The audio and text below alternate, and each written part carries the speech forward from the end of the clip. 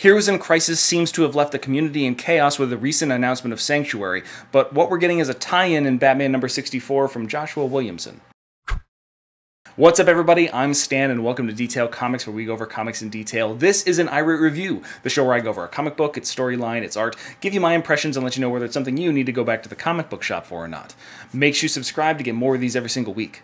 The book that I want to talk about right now is Batman number 64, written by Joshua Williamson, and this is going to be the beginning of a 4-part crossover. It's going to extend into the next issue of The Flash, and then alternate back to Batman, and then back to The Flash, and it's going to be dealing with the price, or it's supposed to be some sort of tie-in into the Heroes in Crisis storyline, and there's been insinuations that there's Gotham Girl and possibly other heroes, as well as clues regarding where Heroes in Crisis is going to go. So let's dive in and see what Mr. Williamson has to offer. Batman 64 kicks off a 4-part crossover between Batman and the Flash, similar to what we got in the Button, but probably a little bit less intense. The Price of Justice is going to play off the events of Heroes in Crisis and put Batman and the Flash at odds. Batman can be seen trying to basically perform the autopsy on Wally West, but ultimately failing to do so, feeling that it would be in poor taste to cut open a former friend. And then we immediately jump into the current constructs, where we've got the Justice League fighting the Justice League of Amazos, and Batman himself is hallucinating after days upon days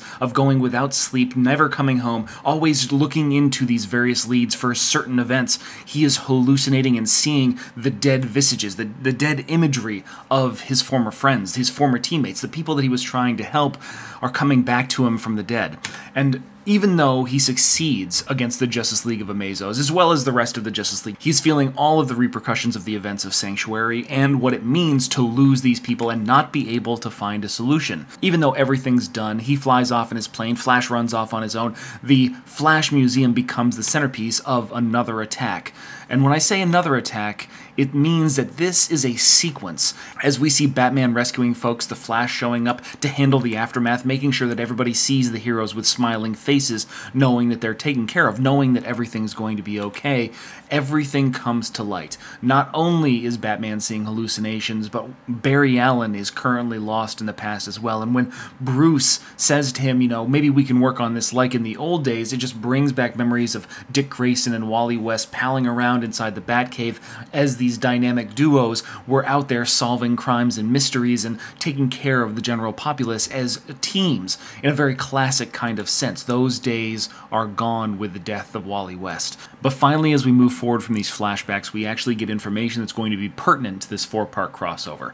Gotham Girl, Claire Clover, is behind these various attacks. She, who was manipulated by Hugo Strange and the Psycho Pirate, as well as her brother, and came into conflict with the Justice League, she has been dealing with the after effects of this mental manipulation, and now she has gone some kind of crazy. And Joshua Williamson is playing off that original storyline, the I Am Gotham storyline, that actually kickstarted all of the events that we've seen cascading and unfolding before us.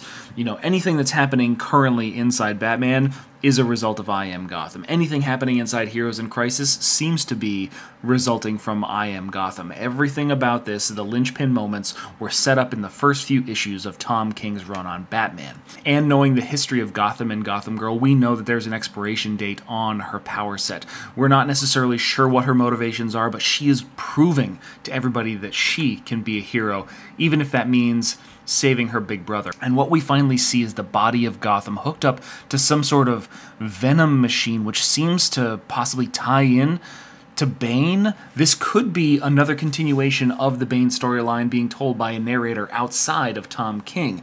And that's a really interesting concept because he's really taken ownership of that entire story. What can I say about Joshua Williamson's introduction to the Price of Justice? It's a good break for Tom King's Nightmares because Nightmares itself has been kind of confusing regarding where it's actually going. It feels like it's treading water while it's trying to build up to a much larger portion of the story. However, we haven't reached the conclusion yet. It's possible that Batman's supposed to learn some sort of basic truth from this, but instead what we're going to get is a hallucinating Batman, a mournful Flash, and they're going to have to come together or combat each other to take on Gotham Girl and whoever's manipulating her behind the scenes. As far as the art's concerned, it's kind of a mix. There's some very clean and crisp line work on the Flash, but then there's this kind of grim and gritty, almost grizzled version of Batman that seems to be going along with this. I feel like it's a representation trying to embody the days that he's gone without sleeping, possibly without shaving, not really taking care of himself while trying to solve this crime. And it's the difference is creating these polar opposites between these two characters that have long been friends and teammates. So it's not necessarily my favorite version of art, but I can see how it actually fits into the storyline and the intentions of the artist. But as far as the way that the story is going to be going, I'm interested to see how they can utilize Gotham Girl, who was actually meant to be set up kind of like a sympathetic figure and possibly a foil for somebody like Duke Thomas, but has never really become anything inside the Batman comic book. While it might be something key for Heroes in Crisis, I don't necessarily know if this is a key issue for you guys to be picking up, and it possibly might be a good time to jump off of Batman before we continue Nightmares a little bit later. But I want to know what you guys think, so hit me up in the comments down below and we can start that conversation. As always, if you like what you see, hit the like button. Don't forget to subscribe to get more news, reviews, and commentary on comic books, comic book movies, comic book TV shows and games, and anything and everything inside the world of comics.